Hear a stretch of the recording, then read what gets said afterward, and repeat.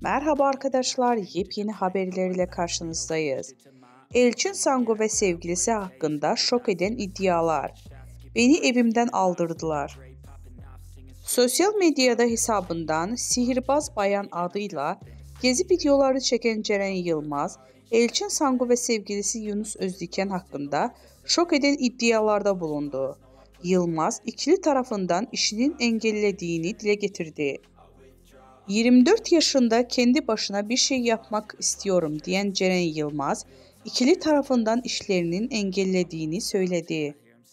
Elçin Sangu ve sevgilisi Yunus Özdiken'in kendisine dava açtığını söyleyen Yılmaz, şu ifadeleri kullandı. Görüntü davasıyla ilgili bana bir kağıt geldi. Türkiye'ye çağrılıyorum ifade verebilmem için. Benim bu insanların isimlerini vermemeyim için tehdit ediyorlar. İşlerime taş koyuyorlar.